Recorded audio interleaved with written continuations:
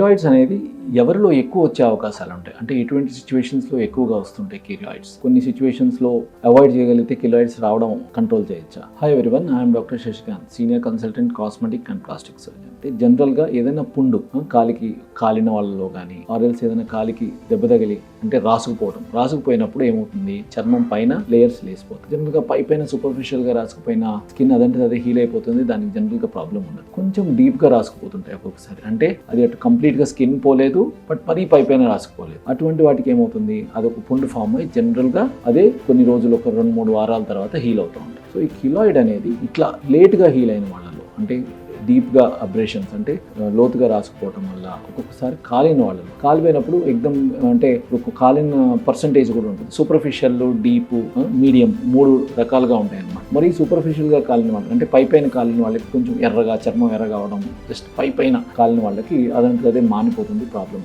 But ఎవరైతే లోతుగా కాలుంటుందో and వాళ్ళకి సరైన సమయంలో చర్మం వేయటం కానీ అట్లా చేయకపోతే అదంటే అదే హీల్ అయిపోతాయి. కొంతమంది ఎక్కువ రోజులు అంటే 1 నెల, 2 నెలలు, 3 నెలలు డ్రెస్సింగ్ చేసిన తర్వాత హీల్ అయిపోతుంటాయి. సో ఇటువంటి వాళ్ళలో కూడా కిలాయిడ్స్ ఫామ్ అయ్యే అవకాశం ఎక్కువ ఉంటుంది అనమాట. ఎస్పెషల్లీ కాలిన వాళ్ళలో, కాలిన తర్వాత అదంటే అదే హీల్ అయిపోయిన వాళ్ళలో కిలాయిడ్స్ ఫామ్ అవడం ఎక్కువ ఉంటాయి. ఇది కాకుండా కొంతమందికి జెనెటిక్గా కూడా ఉంటాయి. ఒక 100 మందిలో 5% కంటే తక్కువ జెనెటిక్ ఉండొచ్చు, అంటే అది ఫ్యామిలీలో కంటిన్యూ అవ్వచ్చు అనమాట. సో వీళ్ళలో కూడా అవి కిలాయిడ్స్ ఆటోమేటిక్గా వచ్చేస్తుంటాయి. ఇవన్నీ ఏమి లేకపోయినా కూడా కొంతమందికి ఆ చర్మం టెండెన్సీ ఉంటుంది, ఆ చర్మం నైజం కిలాయిడ్స్ ఫామ్ అయ్యే అవకాశం ఉంటుంది. వాళ్ళలో కూడా ఎక్కడ దెబ్బ తగిలినా కూడా తర్వాత కిలాయిడ్స్ దాంట్లోంచి ఫామ్ అయిపోతుంటాయి అనమాట. సో ఇలా రకరకాల వాళ్ళలో రకరకాల కండిషన్స్లో మనము కిలాయిడ్స్ ఫామ్ అయ్యే అవకాశాలు ఉంటాయి. సో అందువల్ల ఎప్పుడైనా సరే దెబ్బలు లోతుగా తగిలినప్పుడు, కొంచెం లోతుగా కాలినప్పుడు ఒక ప్లాస్టిక్ సర్జన్ దగ్గరకు వెళ్ళి అసిస్టెన్స్ తీసుకోండి. వీలైతే ఎర్లీ స్టేజ్లోనే మనం చర్మం వేసేయటం వల్ల, స్కిన్ గ్రాఫ్టింగ్ లాగా దాన్ని క్లోజ్ చేయడం వల్ల కిలాయిడ్స్ ఫామ్ అయ్యే అవకాశాలు చాలా